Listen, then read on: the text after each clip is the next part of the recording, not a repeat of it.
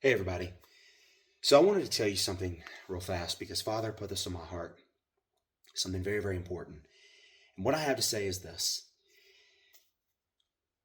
there's a lot of things that we go through concerning sufferings, pains, and issues, which I've been talking a lot about in my daily audio messages.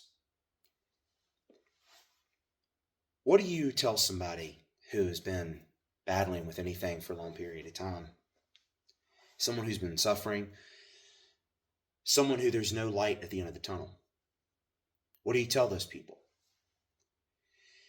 When everything's going good and you feel well, it's easy to be able to say, everything's great. Praise Father. Good health is all that matters. But what do you tell somebody when they're battling with something chronic and they're suffering in the moment? What do you tell them?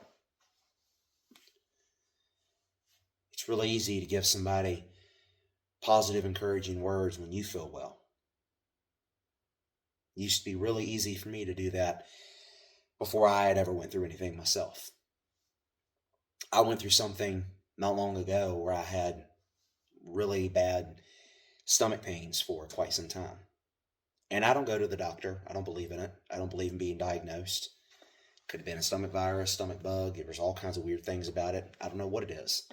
I've actually never been diagnosed by a doctor for anything that I've ever had wrong with me, except for going to a doctor sometimes when I was younger for strep throat or a bug. I've never actually been diagnosed. Anybody who's ever seen the Harry Potter movies, some Christians don't like those movies. I'm not going to debate that. It's not the focus of this video. But anybody who's ever seen the Harry Potter movies, there's a line, it's in the second movie and in the second book. And it said, and I may not get this quote exactly right, but it's to the effect essentially of, to fear the name is something, give fear to the thing itself. Basically, if you name something, you give it fear. Now, I've heard this said before. It's not just in that movie. I've heard it said. It's a very old metaphor. It's a very old proverb. And it's one of these ancient old sayings that rings true. The human brain is extremely powerful. Now, I'm not a doctor. I'm not a scientist. So I'm not going to pretend like I know facts and statistics that I'm not educated on. I've heard it said human beings only use around 90% of their, or 10% of their brain power. 90% is locked out. Is that true for a fact? I don't know. Was it considered true at one time and no longer is? I don't know. But I believe fully our brain has the ability to walk a fine line between the physical reality we live in and the unseen.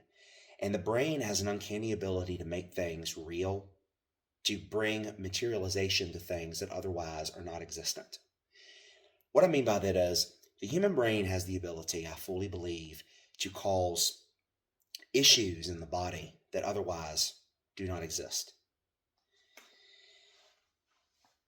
If a man goes to a doctor and he's told that he has cancer, did he actually truly have cancer?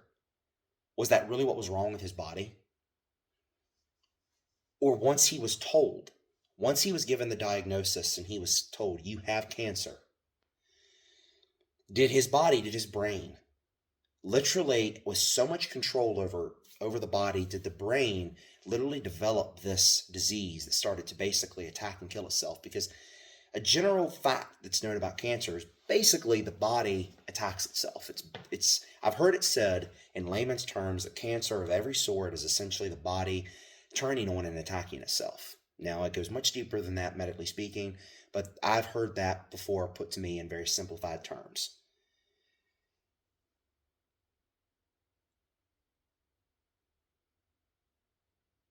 Abraham and Sarah, they were made a promise that they were going to have a son.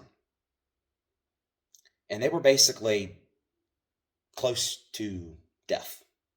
Sarah was an old woman. Abraham was an old man. She knew that she couldn't have children anymore because even back then, she figured and assumed that she was past that point because she had stopped having her blood. Now, back then, they didn't know about things like menstrual cycles or any of that stuff, but they had enough awareness to know that apparently, if you didn't bleed anymore and you had sex, but you kept having sex, but you didn't get pregnant anymore, there was obviously a correlation there. So, Father told them that they were going to have this kid, and they were old and half dead. And they didn't believe him, not truly. There may have been lip service involved. Abraham was faithful to a point. But they had a hard time believing, and understandably so. They were old. So Abraham went to Sarah's maidservant, Hagar, and she bore him a son the normal way. Ishmael, ancestor of modern day Arabians, generally speaking. Now, their actions didn't stop what Father wanted to do. Father still brought about Isaac, in his own time. Sarah actually laughed when she heard that she was going to have a child. She was admonished for it. Why do you laugh? Is my arm shortened? He said. It is very hard for a human being, for any of us, to battle with something chronic of any kind and simply be able to will it away or by faith say there's nothing wrong. It's very, very difficult. For most people, understandably, it seems practically impossible. I don't give anybody a hard time for that. I know that I've battled and struggled with that myself, with things I've been through.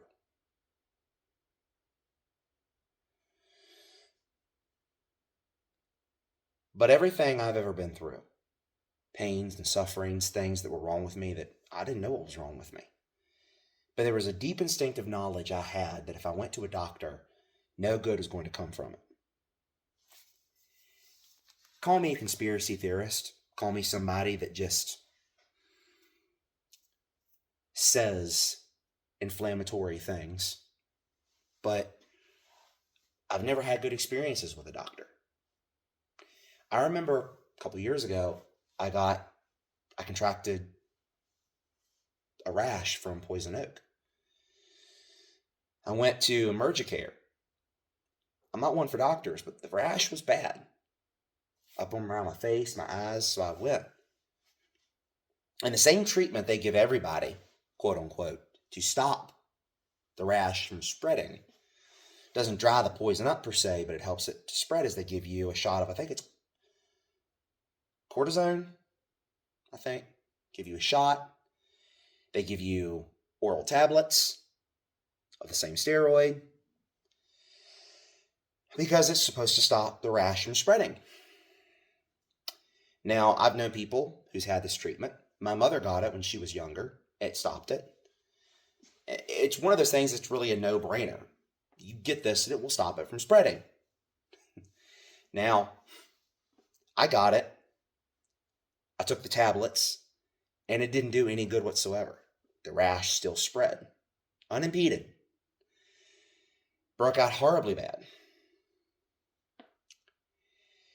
And I've learned every time that I've went to a doctor, even when I was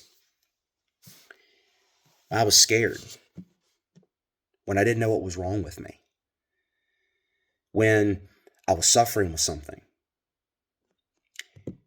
and I thought about going to a doctor, I was repeatedly reminded of something that Father's told me many times. And that's that I've got you and I'll take care of you and I'll keep you healthy if you have faith in me. Now, faith isn't simple. Anybody who says otherwise, they don't know what they're talking about. We have two options.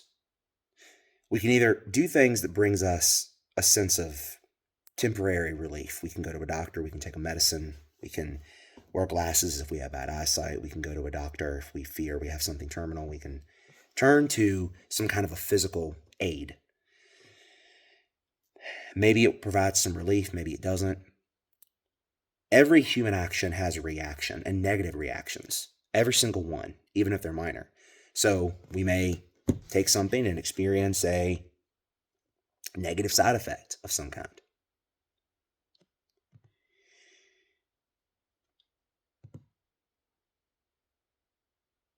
But if we take matters into our own hands and we turn to a medicine, turn to a doctor, especially today, when you don't really know if they're looking out for what's best for you or if they're just spouting propaganda or just trying to make money off of you. Institutions are so hard to trust anymore, right? It's not easy. You literally don't know who to trust anymore.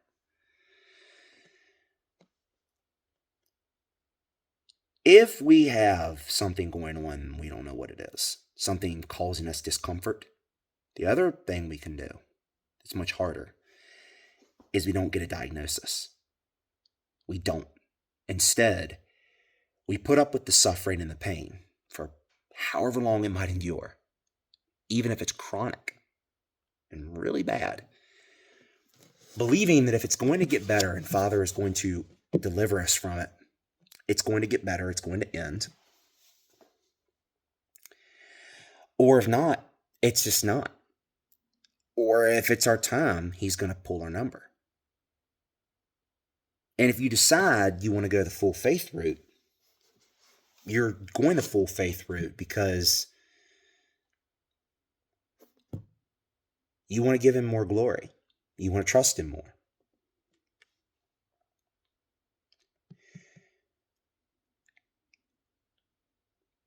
Everybody has got different levels of strength of what they can and can't do. Some people can't suffer and not go get help. Some people can, either because their faith is really strong or they just don't trust medicine or a combination of both factors. But one thing I do know is there is truly a grain of truth in every bit of fiction, and there's a grain of truth in every old saying and ancient proverb. And fearing the name of something gives it a true power. I have seen that if someone says, I have this, and it's known, it can be diagnosed. It's a known problem. It's an issue. Once you're told that, this is incredibly powerful. So powerful, it has the ability to bring things into reality that otherwise was not. Once you hear the name, you have degenerative eyesight, you've got cancer, you've got this or this or this or that. When your brain hears those words,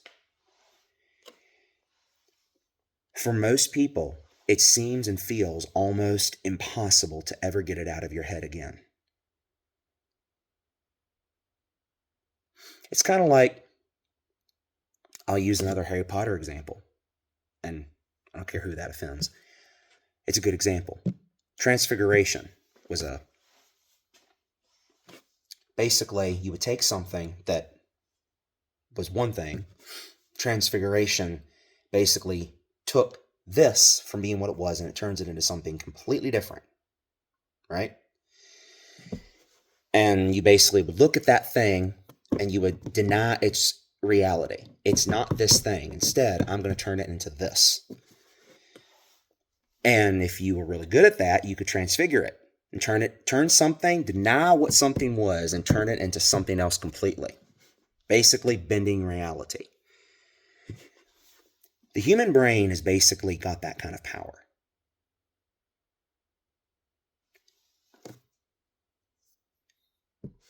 And it controls our bodies to a point so many people, even medical professionals, even psychologists, very rarely understand to its full complexity. Whether you go to a doctor for something you have wrong with you or whether you don't, what I have seen from my own personal experiences with things that I have been through, things wrong with me that I didn't know what was wrong with me, things that made me suffer, especially chronically suffer. For about 3 years, I battled with a really bad physical pain. For 3 years. It was horrible. Day in and day out, it bothered me. I never went to a doctor. I lived with it. I didn't know what it was. There were people that speculated who knew me, but they didn't know what it was, and I didn't know. I never got diagnosed, so it was an unknown. Eventually, it went away. After 3 years, it went away. Just left. I've never my entire life been diagnosed, except for, again, me. I was a kid, and my parents would take me to the doctor for like a sore throat or something when I was little. But I've never been seriously diagnosed for anything, not one thing. And anything I've ever had wrong with me, I didn't know what it was. I was ignorant. No matter how much pain I was in or how much suffering, I refused to go and get it named. And eventually, because it was Father's will, I got over it. What is my advice to you if you're suffering chronically right now with something, no matter what it is? What's my advice to you? I could look at you and I could say, be positive, positive thoughts, positive vibes. Everybody says that. And you're going to say, well, duh, yeah, of course. That's human. You're going to try to be positive when you're suffering because it's the only thing that makes you feel in any way good. Instead, I'm going to tell you something that's not going to sound as pretty. If we're suffering with something chronic, something that's hung on for years, unless we decide to kill ourselves, which some people are brave enough or cowardly enough, whatever, to do that. Unless you want to kill yourself, it's just extreme. Definitely not going to say better because, okay, but what's after that? You better hope that it's really lights out.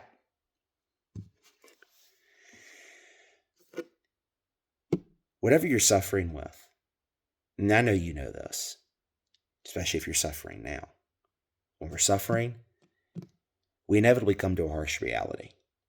We have to go through it. We have to feel it. We can pity ourselves and be upset every day, but it doesn't make the suffering stop. It doesn't make it end. We still suffer. We still go through it. Whatever we're going through, even when the days sometimes feel like we're going to break and shatter, but we don't, and we survive another day. We wake up, we live, we keep going. Life does not stop. We continue to live. Keep living. And if your suffering does end, if Yah Almighty, whether you have faith or whether you don't, that's your prerogative. Whether He chooses to take your suffering or not, make you well, better or not.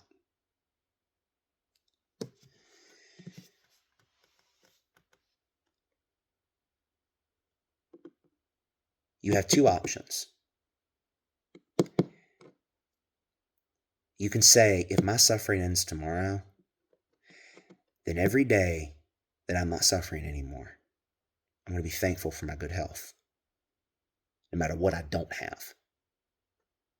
And if I'm still suffering, then I'm going to live every day going through that suffering, feeling the suffering. But every day, I'm going to tell myself that if I wake up tomorrow and I have no pain, tomorrow or this next moment, if this suffering leaves and departs from me, I will be thankful. And I will strive with everything in me to be thankful every day. Because when you're not in pain, you're not suffering anymore, and you start to quickly realize everything else that we as humans complain about that we don't have, it ceases to mean much of anything, because if we don't have good health, nothing means anything anymore. Everything literally means crap if we don't have our health.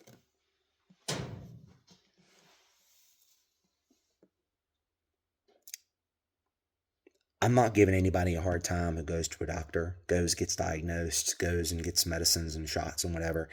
I'm not going to give anybody a hard time because I understand fear and I understand suffering and pain. But I will say this,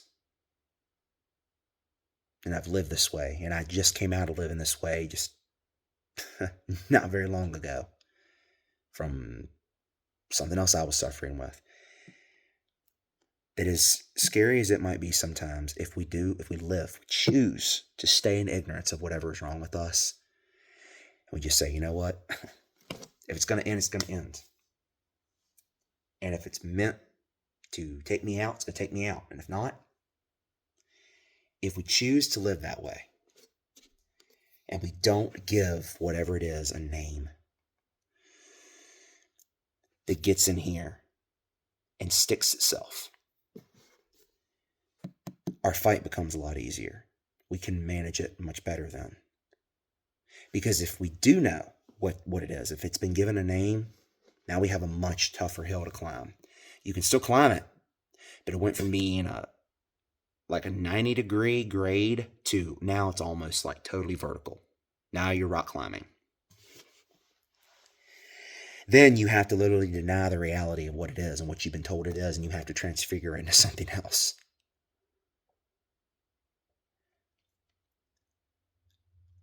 Father's arm is never shortened.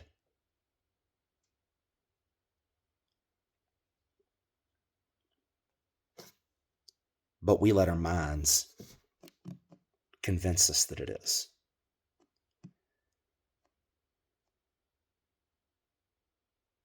You can and will get through anything you're suffering with the right mind, if you don't give it a name and power over you. Because if you do, it can cause you to suffer, and it can and will kill you. Faith is not easy, but it is the best answer that we have for a world that is otherwise scary and uncertain and full of unknowns and variables that we cannot even begin to compute or fathom or understand. Think about all of this. Really think about it.